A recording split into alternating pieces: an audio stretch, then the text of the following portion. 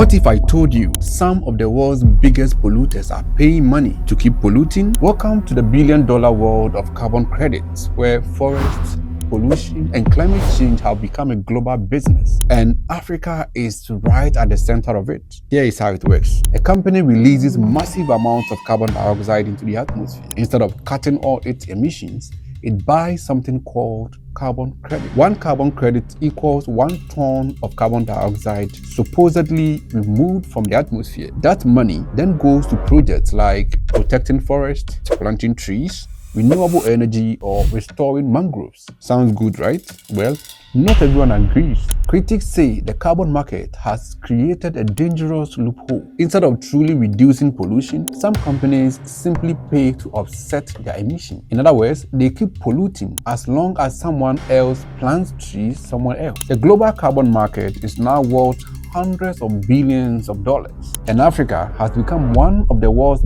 biggest targets because of its forests, land, and biodiversity. From the Congo Basin to Kenya's mangroves, carbon projects are expanding rapidly. But some local communities say they are being excluded from land decisions, while foreign companies profit from carbon stored in African ecosystems. And investigations have found out that some of the carbon credits may not even represent real climate benefits, meaning the pollution continues while the planet keeps warming. But despite the controversy, carbon markets could still play a major role in fighting climate change. Why?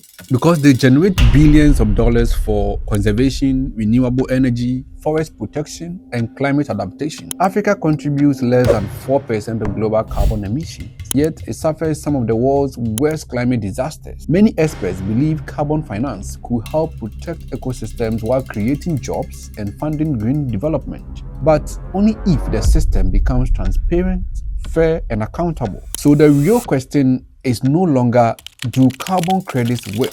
The real question is, who truly benefits from them? The planet, local communities, or the corporations buying the right to keep polluting? Because in the fight against climate change, the difference between a real solution and a billion-dollar illusion could decide our future. Will you trust companies to police climate change? Like, comment, and subscribe. Let's protect this planet together.